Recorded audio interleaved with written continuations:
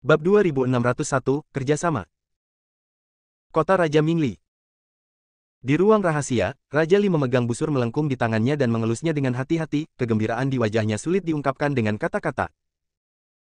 Di sebelah Raja Li, seorang pria dengan mulut lancip dan pipi monyet yang tampak seperti tikus juga matanya bersinar, menatap Raja Li dengan penuh harap. Monster tikus tanah, kamu mencuri busur Raja Dewa. Apakah ada orang lain yang melihatnya? Raja Li bertanya pada monster tahi lalat. Raja Li, sama sekali tidak ada orang lain yang akan melihatnya. Saya tahu bahwa busur Raja Dewa ini sangat penting. Bagaimana bisa dilihat oleh orang lain? Monster Mall itu berjanji. Yah, kamu melakukan pekerjaan dengan baik. Raja Li mengangguk, busur Raja Dewa ini adalah senjata ajaib dengan kekuatan besar, tetapi benda ini adalah harta karun, tetapi jika kamu benar-benar memegangnya di tanganmu, itu akan menjadi bencana. Jika Anda memberitahu orang lain bahwa busur Raja Dewa ada di tangan saya, dan diperkirakan kota Raja Mingli kita tidak akan pernah damai lagi. Jangan khawatir, Pangeran Li. Saya datang jauh-jauh hari kembali ke kota kerajaan dari bawah tanah, dan sama sekali tidak ada orang lain yang mengetahuinya. Monster tahi lalat itu menepuk dadanya dengan yakin. Aku tidak pernah menyangka senjata ajaib seperti busur Raja Dewa akan muncul di desa pegunungan kecil yang rusak. Sepertinya ini adalah kehendak Tuhan. Raja Li dengan lembut membelai busur Raja Dewa, melambai ke monster tikus tanah dan berkata, kamu telah melakukan pekerjaan dengan baik, aku akan memberimu hadiah. Monster tikus tanah itu sangat bersemangat dan buru-buru mendekatinya, ingin tahu apa hadiah Raja Li untuknya. Tapi setelah dia mendekatinya, niat membunuh tiba-tiba muncul di mata Raja Li, dan kemudian dia menamparkan kepala monster tahi lalat itu dengan telapak tangannya. Monster Mall tidak punya waktu untuk bereaksi, dan kepalanya dihantam sampai mati, mata Monster Mall itu melebar sampai dia mati, dan dia tidak mengerti apa yang sedang terjadi. Raja Li mengeluarkan bubuk putih dari lengannya dan menaburkannya ke tubuh monster tahi lalat itu, tak lama kemudian tubuh monster tahi lalat itu berubah menjadi genangan nanah dan menghilang sama sekali. Sekarang, tidak akan ada yang tahu bahwa busur Raja Dewa ada di tanganku. Raja Li memandang busur Raja Dewa di tangannya dengan kegembiraan di wajahnya. Dia dengan lembut menarik tali busur dengan tangannya, tetapi Raja Li hanya bisa menariknya sedikit, meskipun dia menggunakan seluruh kekuatannya. Sepertinya senjata ajaib itu adalah senjata ajaib, sangat kuat. Meskipun Raja Li gagal menarik busur Raja Dewa, hatinya masih sangat bahagia. Pada saat ini, salah satu bawahan Wang Cheng berkata di luar pintu, Pangeran Li, Tuan Hu dari Sekte Kuali Giok ingin bertemu denganmu. Hu Yixiao ada di sini. Apa yang dia lakukan di sini? Ketika Raja Li mendengar ini, dia mengerutkan kening, tetapi dia masih berkata dengan keras, biarkan pemimpin Sekte Hu menunggu di ruang tamu, saya akan segera ke sana. Raja Li menyembunyikan busur Raja Dewa, lalu keluar dari ruang rahasia dan langsung menuju ruang tamu. Karena mereka juga membutuhkan bantuan Sekte Kuali Giok dalam memurnikan ramuan di kota Raja Li, dan juga meminta apoteker Sekte Kuali Giok untuk membantu perawatan medis, jadi Raja Li sangat sopan kepada Hu Yixiao. Master Sekte Hu, angin macam apa yang membawamu ke sini? Kamu adalah pengunjung yang langka. Setelah Raja Li melihat Hu Yixiao, dia buru-buru melangkah maju untuk menyapa, seolah-olah dia adalah seorang teman lama. Pangeran Li, aku memberanikan diri untuk datang ke sini. Sini, aku tidak mengganggumu, bukan? Hu Yixiao bertanya. Di mana Master Sekte Hu bisa datang? Kota Raja Mingli saya akan penuh dengan kecemerlangan. Saya ingin tahu instruksi apa yang diberikan Master Sekte Hu ketika dia datang kali ini. Raja Li tahu bahwa kunjungan mendadak Hu Yixiao pasti ada hubungannya. Hu Yixiao melihat sekeliling dengan ekspresi bingung di wajahnya. Raja Li langsung mengerti dan melambaikan tangannya dan berkata, semuanya, keluar. Tidak ada yang diizinkan masuk tanpa perintahku. Segera, hanya Hu Yixiao dan Raja Li yang tersisa di ruang tamu. Master Sekte Hu, bisakah kita bicara sekarang? Raja Li bertanya. Raja Li, aku datang kepadamu kali ini karena aku ingin bekerja sama denganmu di kota Raja Mingli, kata Hu Yixiao. Kerja sama? Raja Li tampak tidak percaya. Anda harus tahu bahwa mereka selalu mengandalkan Sekte Kuali Giok. Bagaimanapun, memurnikan ramuan dan mencari perawatan medis tidak dapat dipisahkan dari Sekte Kuali Giok. Namun sekarang Hu Yixiao melarikan diri dan meminta kerjasama, yang membuat Raja Li sangat bingung. Bab 2602, bukan orang seperti itu. Ya, saya ingin bekerja sama dengan Anda. Saya tahu bahwa Anda selalu ingin mencaplok kota Kaisar Iblis Yihe. Saya dapat membantu Anda memenuhi keinginan ini. Hu Yixiao memandang Raja Li dan berkata. Raja Li memandang Hu Yixiao dari atas ke bawah, dan tidak berbicara beberapa saat. Setelah beberapa saat, dia berkata, Master Sekte Hu, Anda salah paham, bagaimana mungkin saya ingin mencaplok kota Kaisar Iblis Yihe. Beberapa waktu lalu, Kaisar Iblis Yihe juga aku berkata, aku ingin menikahkan putrinya dengan putraku, dan kemudian kita akan menjadi mertua. Hu Yixiao tersenyum tipis, Pangeran Li, hanya kamu dan aku di sini, jadi mengapa repot-repot berpura-pura? Sejujurnya, Kaisar Iblis Yihe menyinggung perasaanku, dan aku juga ingin berurusan dengannya. Jika Anda setuju untuk bekerja sama dengan saya dapat menyempurnakan ramuan untuk Anda secara gratis dan memberi Anda berbagai sumber daya. Ketika dua kekuatan kuat kita bergabung, siapa lagi di area ini yang akan menjadi saingan? Jika kamu masih ingin bertarung, Sekte Kuali Giok kami pasti akan mendukungmu. Mungkin kamu bisa menyatukan seluruh klan binatang dengan dukungan dari Sekte Kuali Giok kami. Pada saat itu, kamu akan menjadi dewa klan binatang. Hu Yixiao terus merayu Raja Li, karena di dalam hati orang-orang ini, ada impian untuk mempersatukan klan binatang. Saat ini, suku binatang terpecah menjadi beberapa bagian dan tersebar ke seluruh wilayah surga dan dunia manusia yang luas, tidak ada keharmonisan antara 3 kaisar dan 4 raja, dan ada juga gesekan dari waktu ke waktu. Terutama kota Kekaisaran Iblis Yihe dan kota Kekaisaran Mingli, karena kedua wilayah tersebut berada dalam wilayah yang sama maka akan terjadi lebih banyak gesekan, inilah sebabnya Kaisar Iblis Yihe ingin menikahkan putrinya dengan kota Kekaisaran Mingli agar bisa menikah. Meredakan ketegangan antara kedua pihak, hubungan. Raja Li terdiam, dia sudah lama berencana untuk mencaplok Kaisar Iblis Yihe. Adapun menjadi pemimpin seluruh klan binatang, itu adalah sesuatu yang diimpikan oleh setiap pembudidaya iblis.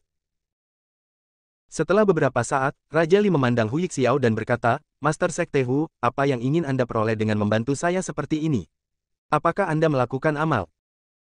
Raja Li tahu bahwa Hu Yixiao pasti punya agenda, kalau tidak, dia tidak akan membantunya. Sejujurnya, aku membantumu menghadapi Kaisar Iblis Yihe hanya karena aku ingin mendapatkan seseorang. Kata Hu Yixiao. Ingin mendapatkan seseorang. Raja Li tertegun, dan kemudian memandang Hu Yixiao dengan aneh, Tuan Hu, Anda tidak tertarik pada Putri Yihe, bukan? Anda ingin bermain dengan putrinya, tetapi dia tidak mau, jadi kamu bergabung denganku untuk menghadapinya, dan kemudian mendapatkan putrinya. Uruk. Setelah mendengar perkataan Raja Li, Hu Yixiao hampir kehabisan nafas dan berkata dengan cepat, Raja Li bercanda, bagaimana mungkin saya, Tuan Hu, menjadi orang seperti itu? Raja Li mengerutkan bibirnya. Hu Yixiao dikenal sebagai orang mesum besar, dan dia juga orang mesum yang mesum. Ini adalah sesuatu yang diketahui banyak orang. Setiap kali Sekte Kuali Giok diminta membantu memurnikan ramuan, selain mengirimkan ramuan obat dalam jumlah besar, mereka juga perlu mengirimkan wanita cantik yang muda dan cantik. Setiap wanita cantik ini dikirim kembali, mereka dipenuhi memar dan dipukuli oleh Hu Yixiao yang mesum. Sekarang Hu Yixiao berkata bahwa dia bukan orang seperti itu, bagaimana Raja Li bisa mempercayainya? Melihat Raja Li tidak mempercayainya, Hu Yixiao hanya bisa menjelaskan, saya ingin menangkap seorang pria bernama Dev, tetapi ada Kaisar Iblis Yihe di belakang orang ini. Saya tidak tahu bahwa Kaisar Iblis Yihe meminum obat yang salah dan melakukannya untuk orang seperti itu. Dasar bodoh, kamu tidak akan ragu menyinggung perasaanku.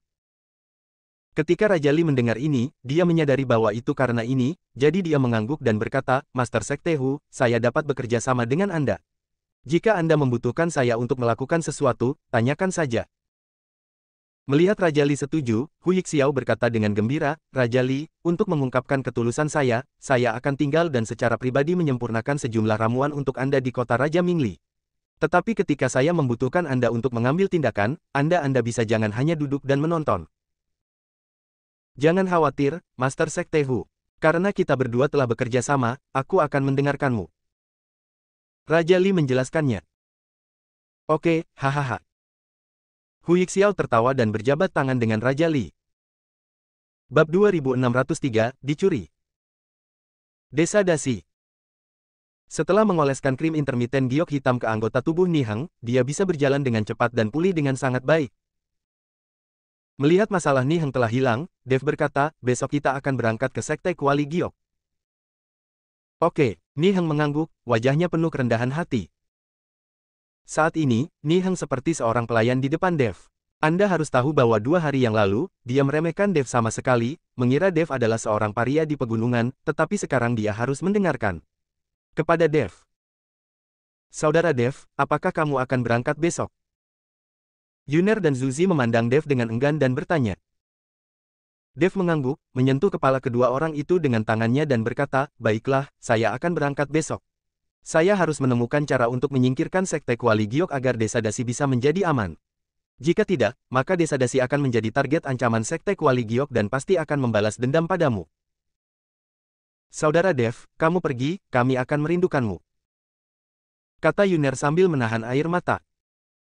Aku pergi, tapi bukan berarti aku tidak akan kembali.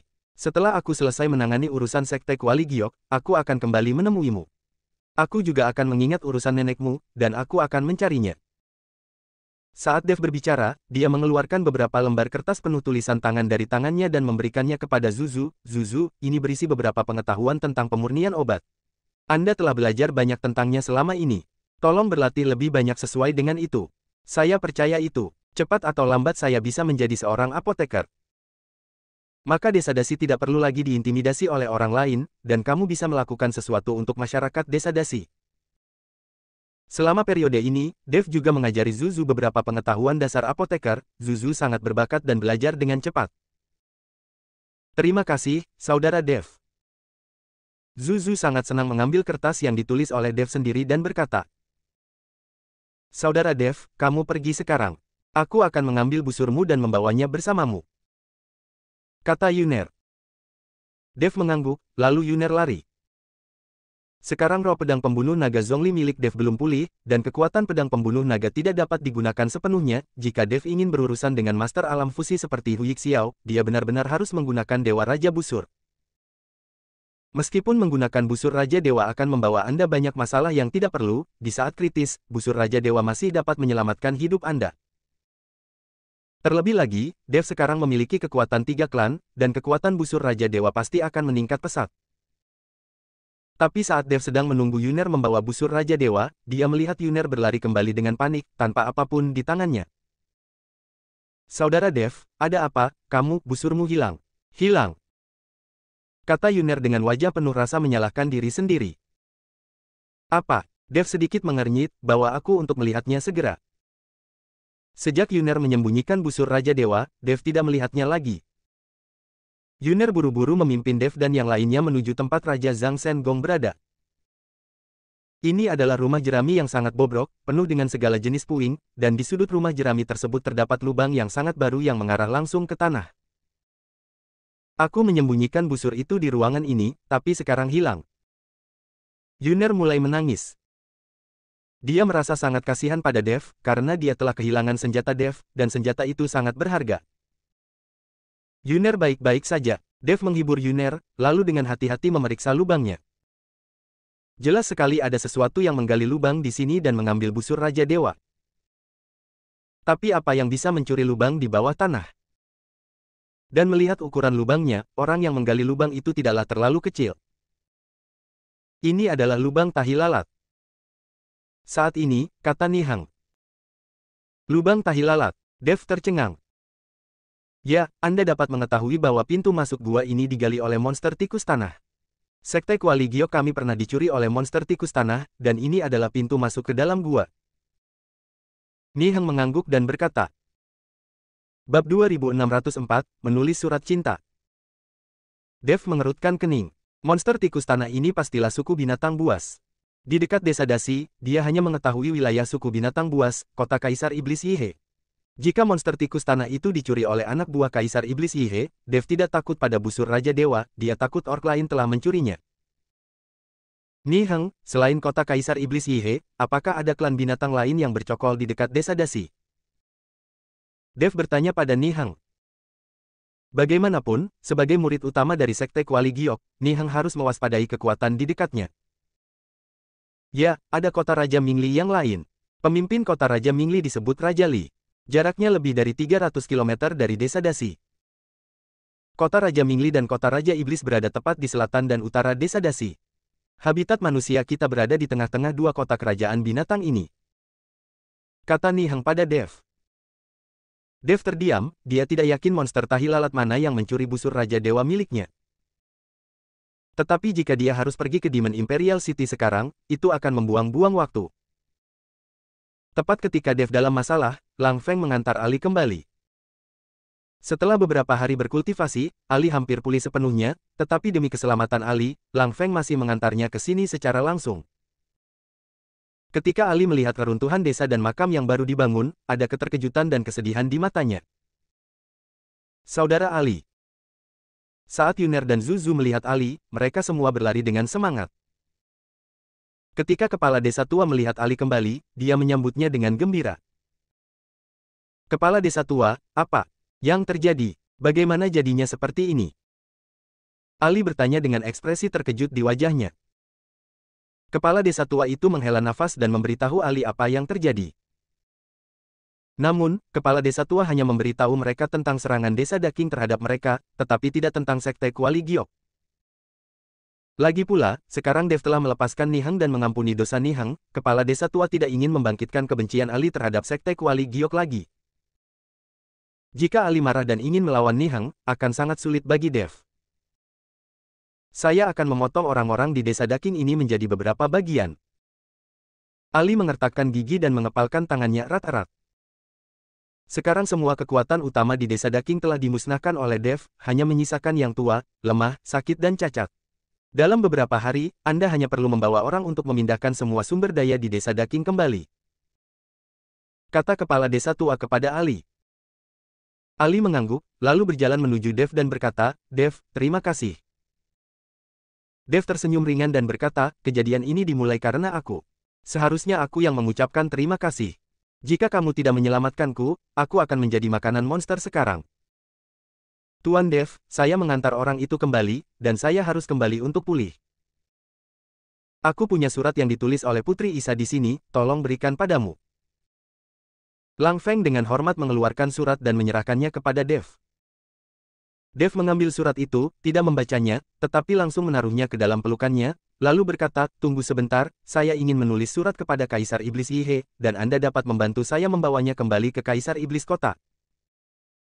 Setelah Dev selesai berbicara, dia masuk ke kamar untuk menulis surat dan menyegel amplop itu dengan lingkaran sihir sederhana untuk mencegah orang lain melihatnya.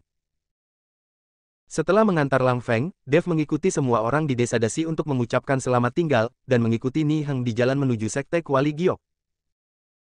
Dalam perjalanan, Dev membaca surat Putri Isa, surat itu tidak mengatakan apa-apa, hanya mengungkapkan betapa dia merindukan Dev. Terlihat Putri Isa adalah sosok yang berani mencintai dan membenci. Tak lama setelah bertemu dengan Dev, ia mulai menulis surat cinta. Isi di dalamnya begitu eksplosif hingga membuat Dev tersipu malu. Setelah menyimpan surat itu, Dev menanyakan beberapa hal kepada Nihang tentang sekte Kuali Giok. Bab 2605, Leluhur. Setelah perkenalan Nihang, Dev menyadari bahwa kekuatan keseluruhan dari sekte Kuali Giok tidak terlalu kuat, tetapi karena mereka semua adalah apoteker, kekuatan sekte di sekitarnya dan monster kota kekaisaran semuanya memberikan wajah sekte Kuali Giok, jadi Nian Yudingzong ini menjalani kehidupan yang sangat nyaman. Karena dalam radius ribuan kilometer, hanya ada sekte Kuali Giok, sebuah sekte apoteker, yang membuat setiap orang, baik manusia maupun binatang, menghormati sekte Kuali Giok, agar sekte Kuali Giok dapat memurnikan obat dan mengobati penyakit, banyak orang langsung mengirimkan berbagai sumber obat herbal ke sekte Kuali Giok. Sekarang seluruh sekte Kuali Giok memiliki banyak sumber daya, dan terdapat banyak jenis ramuan dan pil spiritual yang tak terhitung jumlahnya. Ketika Dev mendengar ini, dia sangat bersemangat, karena tidak lama lagi sumber daya dari sekte Kuali Giok ini akan menjadi miliknya. Saat wilayahnya meningkat, Dev tahu bahwa sumber daya yang dia butuhkan akan meningkat secara eksponensial. Karena sekte Kuali Giokmu begitu terkenal di wilayah ini, mengapa ada orang yang berani bersaing denganmu untuk mendapatkan agrimoni? Dev bertanya dengan bingung. Ketika mereka mencari agrimoni, jelas bahwa geng keluarga Ning tidak menghormati mereka dari sekte Kuali Giok dan langsung mengikuti mereka untuk memperjuangkannya. Seseorang bersaing dengan sekte Kuali Giok kami untuk agrimoni. Nihang tertegun. Karena dia tidak berpartisipasi dalam pencarian agrimoni, dia tidak tahu tentang Ningken dan orang-orangnya yang memperjuangkannya. Tapi segera, Nihang sadar dan berkata, di daerah ini, satu-satunya orang yang berani mengikuti sekte Kuali Giok kami untuk memperjuangkan rumput peri adalah keluarga Ning di Wengcheng. Mengapa? Dev bertanya. Kemudian keluarga Ning telah menyewa seorang apoteker dari suatu tempat untuk memurnikan berbagai ramuan untuk keluarganya, sehingga keluarga Ning juga membutuhkan berbagai ramuan dan ramuan peri.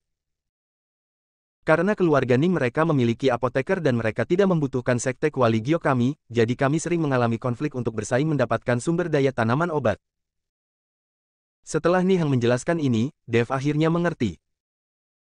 Senjata ajaib yang memungkinkan sekte Kuali Giok melakukan apapun yang mereka inginkan adalah keterampilan alkimia di tangan mereka. Setelah lawan juga memiliki apoteker dan memiliki kemampuan untuk menyempurnakan alkimia, mereka tidak akan lagi menghormati sekte Kuali Giok mereka.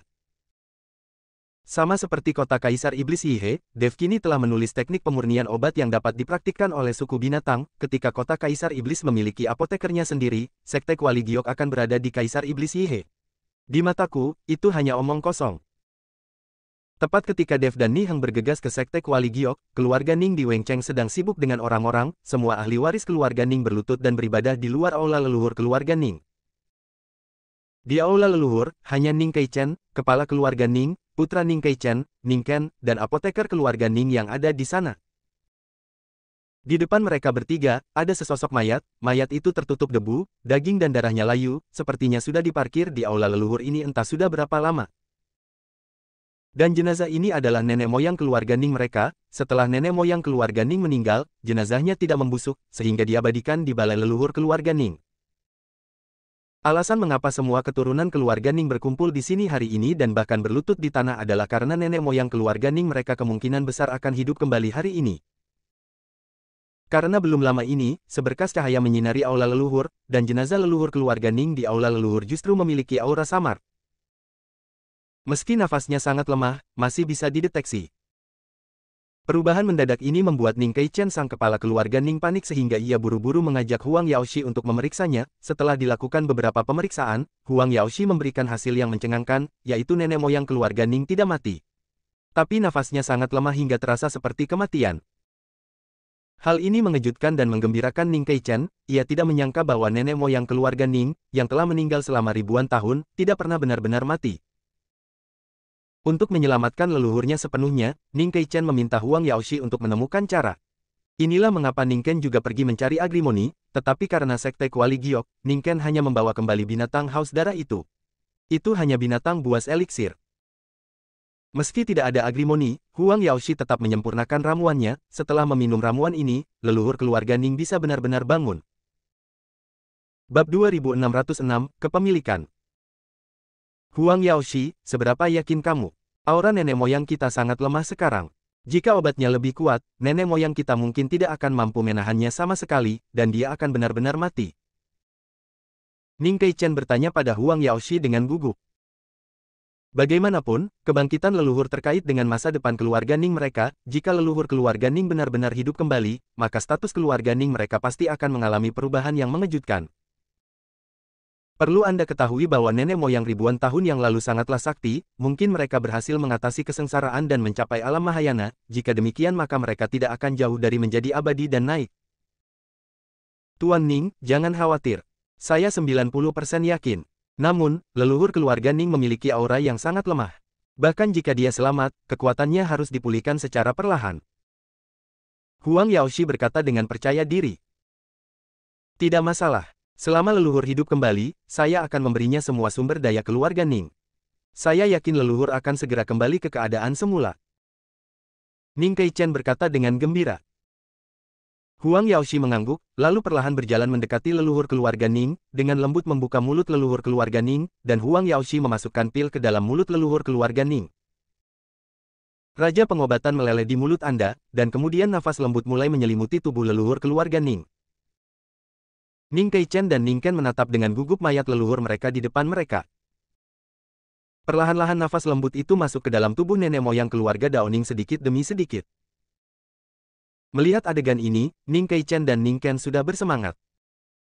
Sekitar 10 menit kemudian, leluhur keluarga Ning perlahan membuka matanya dan tiba-tiba duduk.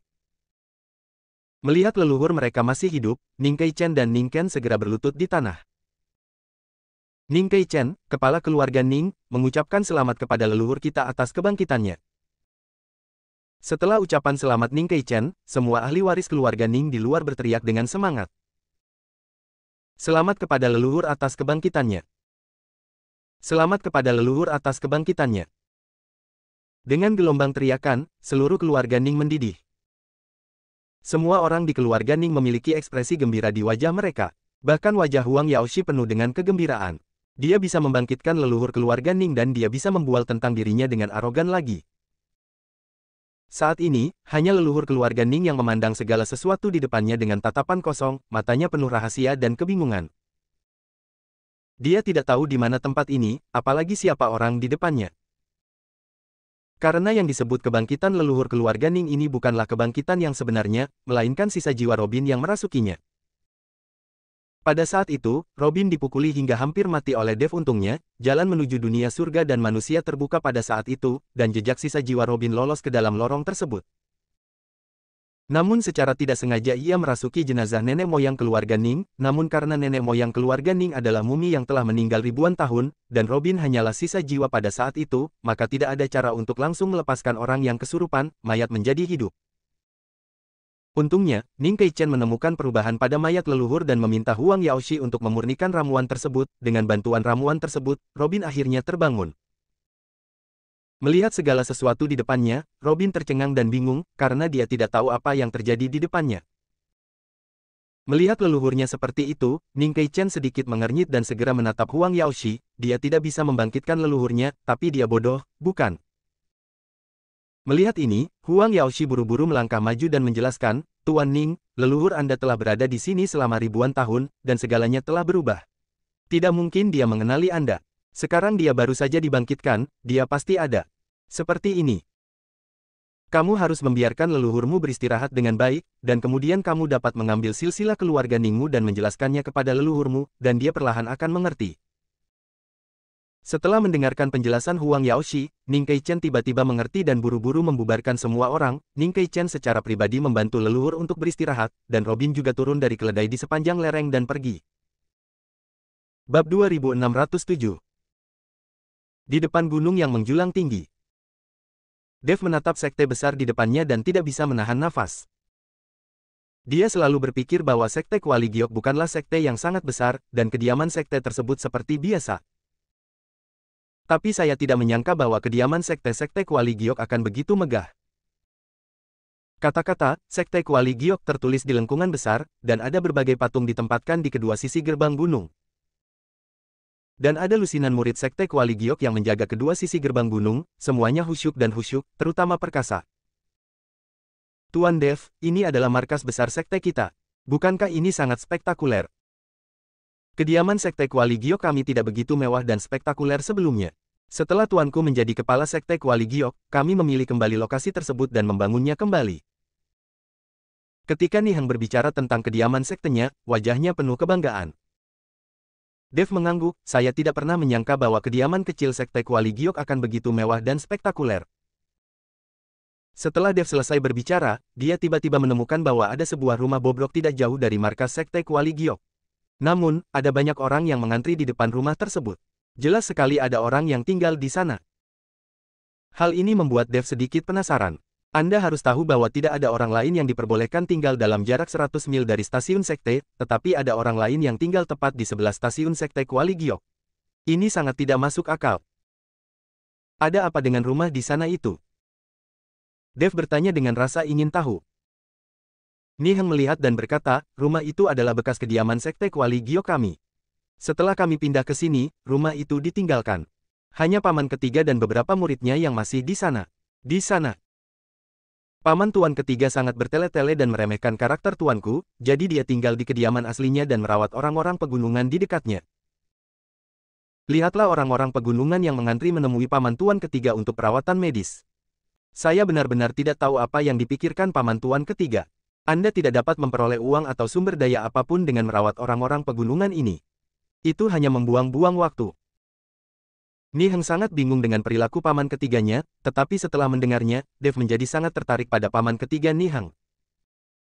Anda harus tahu bahwa sebagai seorang apoteker, mengobati penyakit dan menyelamatkan orang harus menjadi prioritas pertama, tetapi Master Nihang menggunakan keterampilan medisnya untuk mulai mengumpulkan uang dan memamerkan kekuatannya, bagaimana dia bisa layak menyandang nama seorang apoteker. Setelah mendengarkan kata-kata Nihang, Dev berbalik dan berjalan menuju markas lama sekte Kuali Giok. Dia ingin bertemu dengan paman ketiga Nihang. Tuan Dev, apa yang kamu lakukan? Niheng mengejarnya dengan kebingungan dan bertanya. Aku akan menemui paman ketigamu dulu, kata Dev. Melihat ini, Niheng hanya bisa mengikuti di belakang Dev tanpa daya. Ketika Dev berjalan menuju rumah bobrok itu, dia langsung dihentikan. Siapa kamu? Seorang pria muda yang mengenakan kain dan ditutupi tambalan bertanya kepada Dev. Adik laki-laki, ini adalah tamu dari Sekte Kuali Giok. Datang dan temui paman ketiga. Niheng bergegas maju dan berkata pada pemuda itu. Ketika pemuda itu melihat Niheng, wajahnya tiba-tiba menjadi tidak senang dan dia mendengus dingin, guru sedang merawat orang dan tidak punya waktu untuk bertemu denganmu. Kamu harus kembali. Saya bukan tamu, saya seorang pasien. Saya datang ke sini untuk berobat, kata Dev. Pemuda itu memandang Dev dan berkata, tuanku tidak akan memperlakukan orang sepertimu. Cepat pergi, atau aku tidak akan sopan. Pemuda itu sebenarnya ingin mengusir Dev dengan paksa. Kamu sangat berani. Kamu berani bersikap sombong di hadapanku. Lagi pula, aku juga kakak laki-laki dari Sekte Kuali Giok. Niheng tiba-tiba menjadi marah dan meneriaki pemuda itu. Niheng, kamu, kakak laki-laki, tidak mudah digunakan di sini. Tidak ada dari kami yang mengenali kamu sebagai kakak laki-laki. Sebaiknya kamu segera pergi, kalau tidak aku tidak akan sopan padamu. Pemuda itu mendengus dingin, sama sekali tidak menganggap serius Niheng. Bab 2608, Kesalahpahaman. Niheng diabaikan dan menjadi sangat marah, auranya naik dan dia hendak mengambil tindakan, tetapi dihentikan oleh Dev. Seperti kata pepatah, dokter itu baik hati kepada dunia. Di mata dokter, yang ada hanya pasien dan tidak ada identitas lain. Apakah Anda merawat pasien dan menyelamatkan orang dengan identitas berbeda? Peduli dengan penyakitnya hari ini. Dev sengaja meninggikan suaranya dan berkata dengan keras. Tepat ketika Dev selesai berbicara, dia mendengar suara perubahan datang dari dalam ruangan. MV. Dokter yang hebat, Huairen Tianxia, biarkan mereka masuk. Perubahan suara datang, dan pemuda itu tidak punya pilihan selain bersembunyi. Dev mengikuti Niheng ke dalam kamar. Begitu Dev memasuki ruangan, dia melihat seorang lelaki tua dengan sosok bungkuk, mengenakan jubah yang tidak lagi terlihat. Dia memiliki janggut abu-abu dan matanya dipenuhi dengan tatapan tajam. Petunjuk kejahatan terlihat lelah. Dev sedikit terkejut saat melihat paman ketiga Niheng, sepertinya paman ketiga Niheng jauh lebih tua dari tuannya. Paman tuan ketiga. Niheng melangkah maju dan memberi hormat. Paman ketiga Niheng mengangguk sedikit, lalu berkata, duduklah. Dev dan Niheng duduk di kursi, sementara paman ketiga Niheng memandang Dev dari atas ke bawah dan berkata, anak muda, kamu bilang kamu datang ke dokter, tapi aku melihat nafasmu tenang dan wajahmu cerah. Orang yang sakit. Dev tersenyum ringan dan berkata, saya di sini untuk menemui dokter, bukan untuk saya, tetapi untuk Anda. Kata-kata Dev mengejutkan Niheng dan paman ketiganya. Paman Nihengsan mengerutkan kening dan berkata, apakah Anda merawat saya? Penyakit apa yang Anda obati untuk saya? Apakah Anda juga seorang apoteker? Paman tuan ketiga, Dev. Dev juga seorang apoteker, dan keterampilan medisnya sangat bagus. Kata Niheng cepat. Oh, kalau begitu aku ingin melihat seberapa kuatnya. Kamu bilang kamu akan mengobatiku, penyakit apa yang akan kamu obati untukku? Paman Niheng bertanya pada Dev. Kamarmu diterangi asparagus, dan kamu bisa mencium baunya dari luar kamar. Dan asparagus ini digunakan untuk mengusir ular dan semut serta melakukan detoksifikasi. Saya melihat mata Anda sekarang kusam, dan meskipun pernapasan Anda lembut, ada sedikit gema di setiap napas. Kalau tidak salah, kamu pasti keracunan dan akan segera mati, dan kemungkinan besar kamu keracunan bisa ular. Sekarang kamu seharusnya mengalami bisul di sebagian besar tubuhmu, kan? Dev berkata sambil tersenyum tipis. Setelah mendengar kata-kata Dev, ekspresi paman Niheng langsung berubah, dan alisnya juga berkerut. Nah, siapa kamu? Kamu benar-benar tahu detailku. Apakah Hu Yixiao mengirimmu ke sini untuk menipuku dengan sengaja? Biar ku beritahu, tidak peduli aku diracun atau tidak, aku tidak akan pernah memberitahu Hu Yixiao cara membuka paviliun pengobatan Tibet. Biarkan dia menyerah. Kecuali penatua tertinggi muncul dan memberi perintah secara pribadi, saya tidak akan memberitahu Hu Yixiao bahkan jika saya mengambil metode membuka paviliun pengobatan Tibet ke dalam kubur. Sekarang kalian berdua keluar dari sini sekarang juga, jangan tunggu aku marah, kalian tidak bisa pergi meskipun kalian mau. Paman ketiga Nihang berteriak dengan marah. Paman tuan ketiga, kamu salah paham, kami sebenarnya. Nihang tahu bahwa paman ketiganya telah salah paham, dan dia buru-buru ingin menjelaskan. Tapi paman ketiganya tidak mendengarkan sama sekali, dia melambaikan tangannya yang besar, dan tiba-tiba udara di ruangan itu bergetar, dan aura yang luas dan menakutkan datang ke arah Dev dan Nihang. Aura ini seperti lautan badai, langsung menyelimuti Dev dan Nihang. Nihang terkejut, dia tidak menyangka paman ketiganya akan menjadi begitu mudah tersinggung dan mengambil tindakan jika terjadi perselisihan sedikit pun. Dihadapkan dengan penindasan aura alam fusion tingkat ketiga, Nihang tidak memiliki ruang untuk melawan. Bab 2609 Mengapa ada begitu banyak omong kosong? Tapi Dev memasang ekspresi santai di wajahnya, sedikit mengangkat sudut mulutnya, lalu menghembuskan napas dengan telapak tangannya, dan langsung menuju ke arah paman Nihang.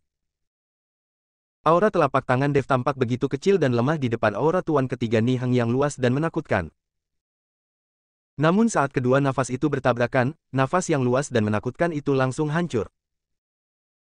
Ekspresi paman Nihang berubah, pupil matanya tiba-tiba menyusut, dan tubuhnya tidak bisa menahan diri untuk mundur. Ketika Nihang melihat adegan ini, dia langsung terkejut. Anda harus tahu bahwa kekuatan paman ketiganya adalah alam fusion tingkat ketiga. Bahkan jika Dev kuat, dia hanyalah seorang biksu di alam transformasi. Bagaimana dia bisa membiarkannya paman ketiganya begitu mudah menderita? Kain Wall. Ekspresi paman Nihang sangat dingin, dan otot-otot di sudut matanya terus berkontraksi. Pantas saja Hu Yixiao berani mengizinkanmu datang. Ternyata ada seorang master, tapi di usia yang begitu muda, dia memiliki kekuatan yang begitu besar dan memang bisa menempati tempat di Sekte Kuali Giok. Sangat disayangkan jika Anda mengikuti Hu Yixiao, Anda tidak akan pernah mencapai kondisi tertinggi tanpa pamrih. Setelah paman Nihang selesai berbicara, aura di tubuhnya melonjak lagi. Melihat pihak lain ingin mengambil tindakan, Dev berkata dengan tenang, jika kamu tidak diracuni, mungkin aku akan menghindarimu, tetapi sekarang seluruh tubuhmu penuh dengan racun, dan kamu tidak dapat melakukan apapun padaku meskipun kamu mengambil tindakan. Sudah kubilang, aku di sini hanya untuk mengobatimu. Adapun Hu Yixiao yang kamu bicarakan, aku tidak mengenalnya, dan aku bukan muridnya. Dengan keterampilan medis Sekte Kuali Giokmu, kamu, bahkan aku tidak memenuhi syarat untuk membawa sepatuku. Kata-kata Dev membuat paman tuan ketiga Nihang marah. Meskipun dia tidak bisa memahami perilaku Hu Yixiao, dia juga anggota dari Sekte Kuali Giok. Seseorang akan mempermalukan Sekte Kuali Giok. Tentu saja, paman tuan ketiga Nihang tidak akan melakukannya.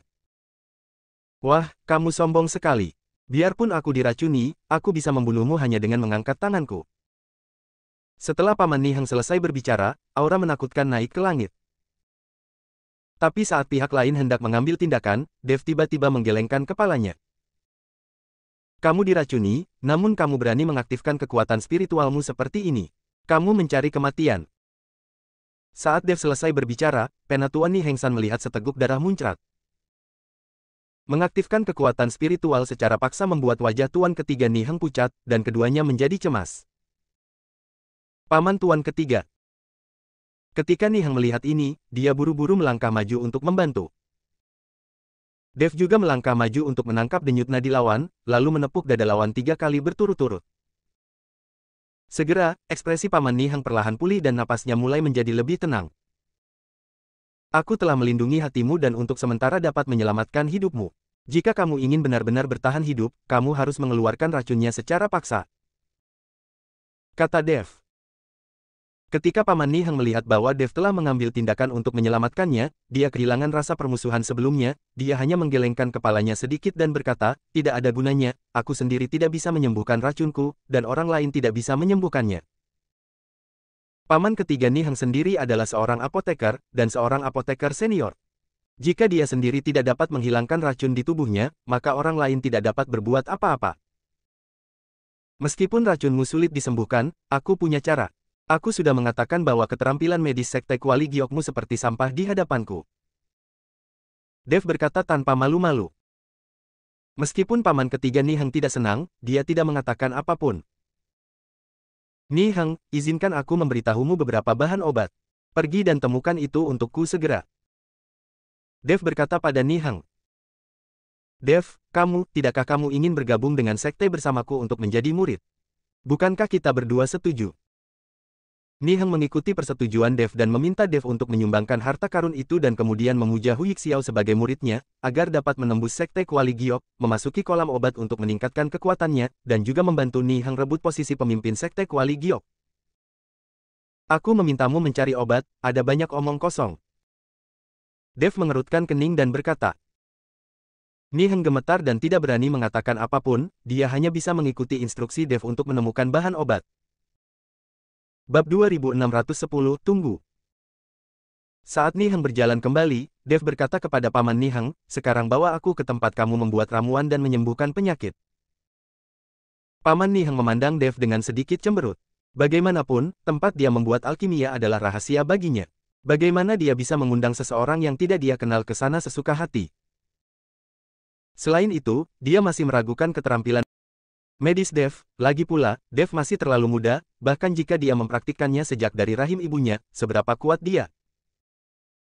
Dev juga melihat kebingungan paman Niheng, tersenyum ringan, tidak berkata apa-apa, dan langsung mengeluarkan kuali Shenlong dari cincin penyimpanan.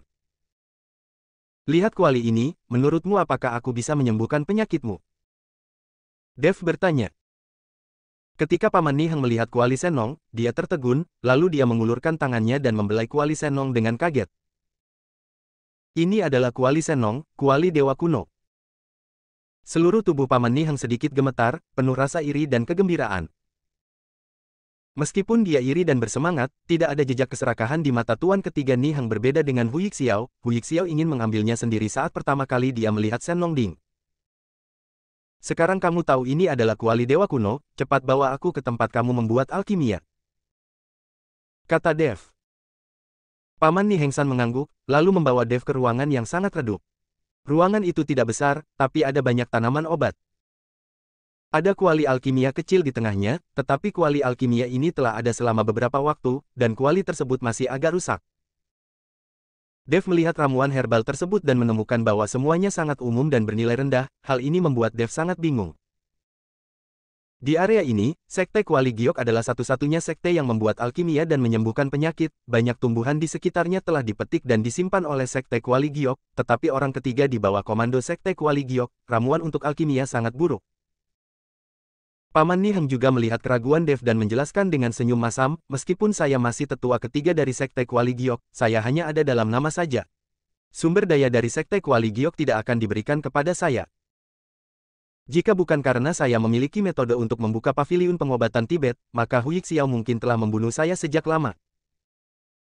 Dev memandangi tetua ketiga di depannya, dan hatinya penuh dengan kekaguman. Awalnya, dia bisa menjalani kehidupan dengan pakaian bagus dan makanan enak, tetapi atas kebaikan seorang dokter di dalam hatinya dan untuk membantu orang-orang pegunungan di sekelilingnya, tetua ketiga memilih untuk bertahan. Meskipun manusia di alam surgawi jauh lebih bermanfaat dibandingkan, dan banyak orang melakukan apapun untuk meningkatkan kekuatan mereka, masih ada beberapa orang yang menjaga hati yang baik. Misalnya, orang-orang di desa Dasi, dan tetua ketiga dari Sekte Kuali Giok di depanku. Jika saya tidak melihat Anda menjaga sikap baik hati sebagai dokter, saya tidak akan datang ke rumah Anda, apalagi merawat Anda. Dev berkata perlahan. Tetua ketiga menatap Dev dan bertanya dengan bingung, siapa kamu? Kenapa kamu memiliki kuali Shenlong? Mengapa kamu datang ke Sekte Kuali Giok kami? Mengikuti pertanyaan tetua ketiga, Dev juga mengungkapkan tujuannya datang ke Sekte Kuali Giok, tetapi identitas Dev tidak terungkap. Ketika Dev berkata bahwa dia akan memberikan kuali Shenlong kepada Hu Yixiao untuk bergabung dengan Sekte Kuali Giok dan memasuki kolam obat, tetua ketiga segera menghentikannya dan berkata, kamu tidak boleh memberikan kuali Shenlong ini kepada Hu Yixiao. Kuali Shenlong adalah dewa kuno. Tripod ini dibuat oleh Shenlong, ahli medis, untuk kepentingan rakyat. Jika Shenlong Ding ini sampai ke tangan Hu Yixiao, itu akan merusak reputasi Shenlong Ding. Bukankah kamu hanya ingin masuk ke kolam obat? Aku bisa membantumu mendapatkan tempat. Meskipun aku tidak punya banyak murid di garis keturunanku, kamu bisa masuk. Masih ada tempat di kolam obat. Kamu bisa berpura-pura menjadi murid dari garis keturunanku, dan kemudian kamu bisa memasuki kolam pengobatan tanpa harus bertekuk lutut di bawah Sekte Hu Yixiao. Kata-kata tetua ketiga membuat mata Dev berbinar, jika ini mungkin, dia tidak perlu berpura-pura memuja Hu Yixiao. Bab 2611, Pilihan yang Bagus. Tetua ketiga, apakah Anda hanya memerlukan kuota untuk memasuki kolam obat? Dan apa sebenarnya kolam obat ini? Dev bertanya pada tetua ketiga. Tentu saja tidak. Jika kamu ingin masuk ke kolam pengobatan, kamu juga harus lulus penilaian, tapi kekuatanmu harus membuatnya mudah untuk dilewati.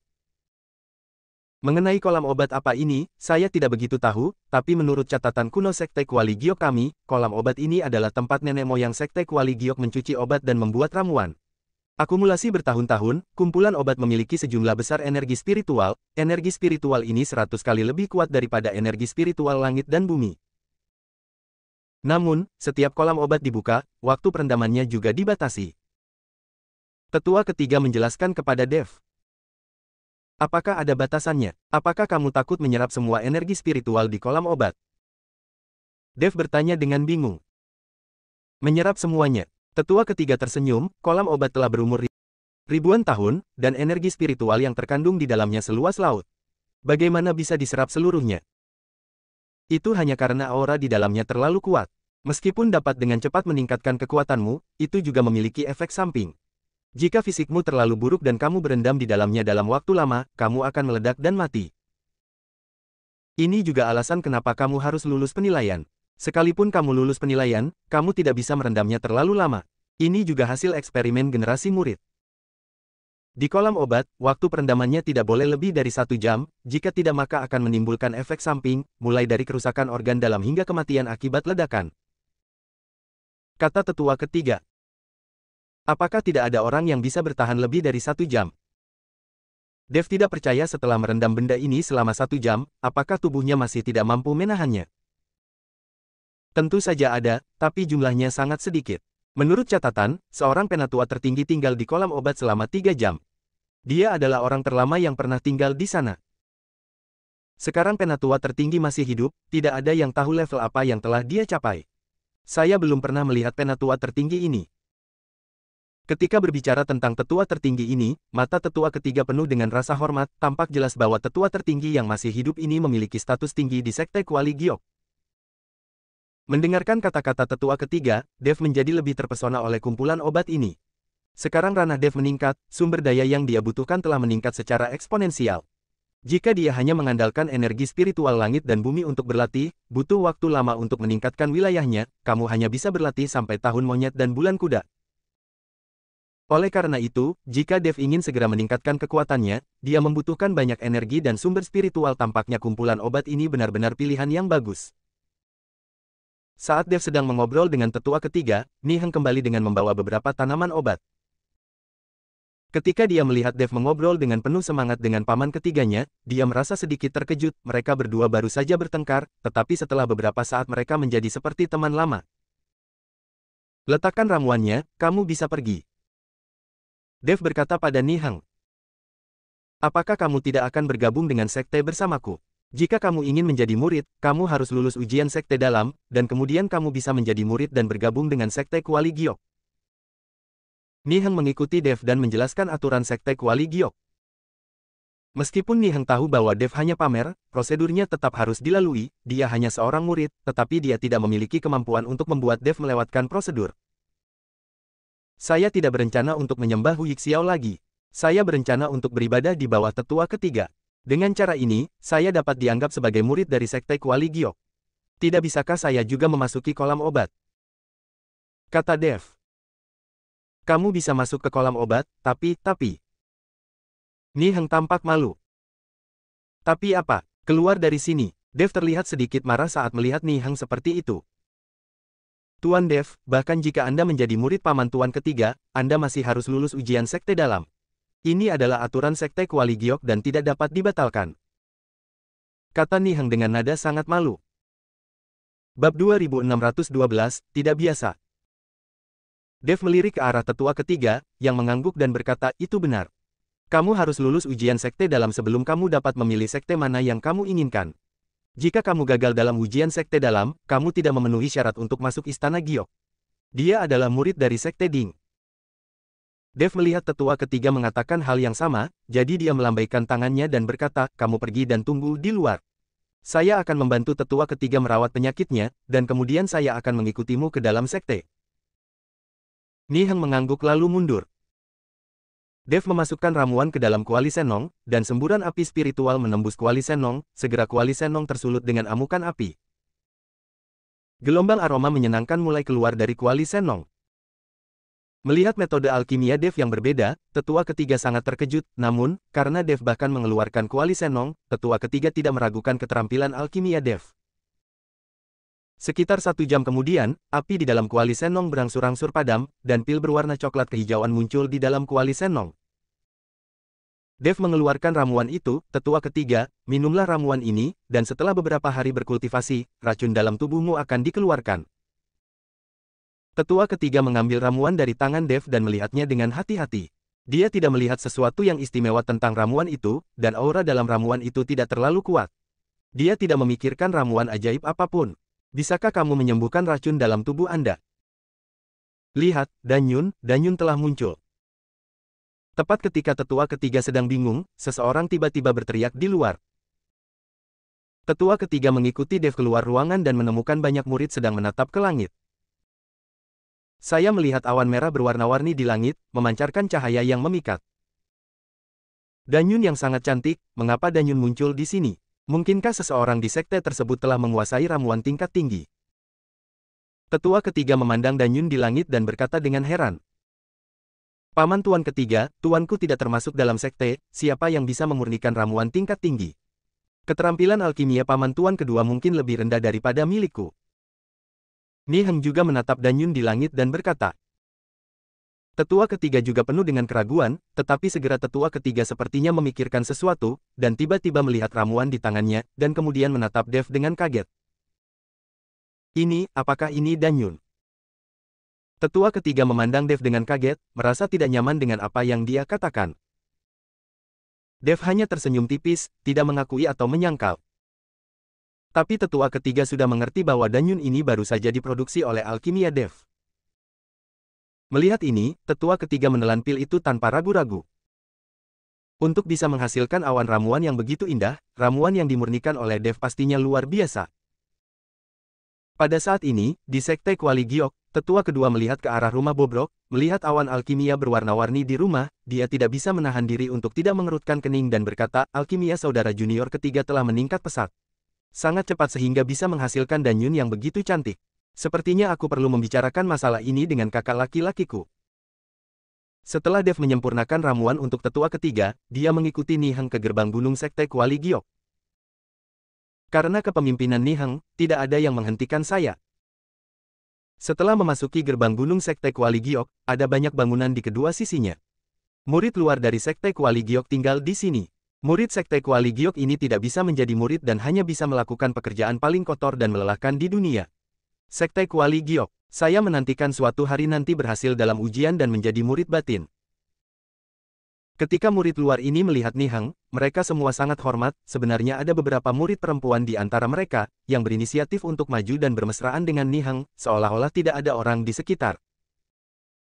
Tampaknya Niheng memang memiliki status tinggi di sekte Kuali Giok dan sangat menikmatinya, namun, karena Dev ada di sini, Niheng hanya bisa mengusir semua murid perempuan. Bab 2613, kita harus bekerja keras. Sepertinya kamu memiliki kehidupan yang sangat bahagia di sekte Kuali Giok. Dev berkata sambil tersenyum tipis. Tuan Dev bercanda, semua murid luar ini ingin mengambil jalan pintas. Melalui hubungan saya, mereka dapat lulus penilaian, belajar dari guru mereka, dan menjadi murid batin. Hanya saja aturan ini ditetapkan oleh nenek moyang sekte Kuali Giok. Bagaimana saya, seorang murid sekte dalam, bisa mengubahnya? Faktanya, jika Anda ingin bergabung dengan barisan murid sekte dalam, Anda harus meningkatkan kekuatan Anda. Dan lulus penilaian. Kata Niheng dengan canggung. Karena kamu tidak memiliki kemampuan itu, bukankah murid perempuan luar ini akan membiarkanmu bermain secara gratis? Dev bertanya dengan bingung. Karena Niheng tidak bisa mengubah peraturan, mengapa murid perempuan ini melemparkan diri ke dalam pelukannya? Ini tidak membuang-buang waktu. Bahkan jika mereka tidak bisa menjadi murid batin, saya masih memiliki hak untuk mengalokasikan sejumlah sumber daya. Saya dapat mengalokasikan lebih banyak untuk mereka. Niheng dengan cepat menjelaskan. Dev tersenyum dan tidak berkata apa-apa. Dia mengikuti Niheng selama lebih dari 10 menit dan melewati gerbang gunung lagi. Baru kemudian dia memasuki gerbang dalam sekte Kuali Giok. Bangunan di sini jelas lebih megah daripada di luar. Terlebih lagi, ada murid yang menjaga gerbang dalam, dan murid luar itu tidak bisa masuk. Niheng membawa Dev ke posisi dekat puncak gunung sebelum berhenti, lalu menunjuk ke bangunan di puncak gunung dan berkata, tempat di atas adalah tempat tuan dan paman kedua saya tinggal dan berlatih, dan rumah besar saya berada di bawah mereka. Niheng membawa Dev ke rumahnya yang mewah. Murid sekte dalam seperti Niheng selalu memiliki seseorang untuk menjaga mereka. Tuan Dev, Anda dapat beristirahat di sini sementara saya akan menghubungi Anda tentang penilaian. Namun, saya berharap Tuan Dev tidak berpindah-pindah saat saya pergi, agar tidak menimbulkan kesalahpahaman dan masalah yang tidak perlu. Jika Tuan Dev merasa bosan, saya dapat meminta beberapa murid luar perempuan untuk datang dan menemani Anda. Mereka semua terlihat baik dan memiliki sosok yang hebat. Kata Niheng pada Dev. Lagi pula, dalam hati Niheng, dia percaya bahwa tidak ada pria yang bisa lolos dari jebakan wanita, seperti kata pepatah, pria mana yang tidak cabul. Tidak, sebaiknya kamu cepat dan bantu aku menyelesaikan penilaiannya. Aku merasa tidak nyaman tinggal di sini, jadi sebaiknya aku turun gunung. Dev tidak ingin tinggal di sini lebih lama lagi, dia ingin turun gunung dan tinggal bersama tetua ketiga. Walaupun tempat ini megah dan mewah, namun suasananya sangat buruk. Semua muridnya seperti robot, terutama murid yang mengabdi pada Niheng. Mereka semua berwajah tanpa ekspresi, seperti zombie berjalan. Tuan Dev, mohon tunggu sebentar. Saya akan menemui paman senior kedua untuk membicarakan penilaiannya. Paman senior kedua bertanggung jawab atas penilaian sekte dalam. Setelah Niheng selesai berbicara, dia segera pergi. Dev tidak bergerak, dan dia tidak ingin menarik perhatian orang lain, lagi pula, dia tidak benar-benar ingin bergabung dengan sekte Kuali Giok. Niheng dengan cepat berjalan ke puncak gunung, datang ke salah satu bangunan, dan berteriak dengan keras, paman guru kedua, murid Niheng ingin bertemu denganmu. Silakan masuk. Sebuah suara tua terdengar. Niheng masuk ke kamar dan memberi hormat kepada tetua kedua, paman tuan kedua, ada seseorang yang ingin bergabung dengan sekte Kuali Giok kami dan langsung memasuki sekte dalam untuk menjadi murid, jadi dia ingin mengikuti ujian. Saya ingin mengikuti ujian sekte dalam besok. Hari ini sudah terlambat. Tetua kedua melambaikan tangannya dan kemudian bertanya, Niheng, apakah kamu baru saja kembali dari turun gunung? Ya, aku baru saja kembali dari gunung. Niheng mengangguk. Izinkan aku bertanya padamu, Danyun tiba-tiba muncul di tempat paman ketigamu tadi. Apakah kamu melihatnya? Tetua kedua bertanya. Saya melihatnya. Awan pil sangat indah. Seharusnya diproduksi dengan memurnikan pil tingkat tinggi. Kata Niheng. Ya, menurutku juga begitu. Aku benar-benar tidak menyangka keterampilan alkimia paman ketigamu telah meningkat pesat. Kamu harus bekerja keras dan tidak mengerahkan seluruh energimu untuk wanita. Apakah kamu pernah bermain dengan semua murid perempuan di sekte luar? Wajah tetua kedua tiba-tiba menjadi dingin dan berkata. Bab 2614, Penilaian. Setelah mendengar ini, Niheng menundukkan kepalanya dan tidak berkata apa-apa, tidak tahu bagaimana menjawabnya. Kalian berdua guru dan murid benar-benar memiliki sifat yang sama. Kalian tidak bisa bergerak maju ketika melihat seorang wanita. Gurumu menyukai wanita, dan kamu juga menyukai mereka. Apa kamu tidak tahu bagaimana cara berlatih lebih banyak? Jika kamu terus melakukan ini, cepat atau lambat, paman ketigamu tidak akan bisa melampauimu. Tetua kedua melihat Niheng terdiam dan terus memarahinya. Tuan paman kedua mengajari saya bahwa saya akan bekerja keras untuk berlatih. Kata Niheng cepat. Baiklah, kembalilah dan bawa orang itu ke tempat penilaian tepat waktu besok. Berhasil atau tidaknya tergantung pada satu kesempatan. Kata tetua kedua. Saya mengerti. Niheng mengangguk, lalu berbalik dan pergi. Kembali ke mansion, Niheng berkata kepada Dev, Tuan Dev, saya sudah menyapa tetua kedua. Penilaian akan tersedia besok. Saya akan membawa Anda ke tempat penilaian sekarang. Dev mengangguk. Dia juga ingin mengunjungi sekte Kuali Giok untuk melihat apa yang istimewa dari sekte Kuali Giok ini. Dev berdiri dan mengikuti Niheng keluar karena Niheng mengikuti mereka, tidak ada yang bisa menghentikan mereka kemanapun mereka pergi. Dapat dilihat bahwa identitas murid Niheng sangat berguna di sekte Kuali Giok. Segera, Niheng membawa Dev ke tempat terpencil di sekte Kuali Giok.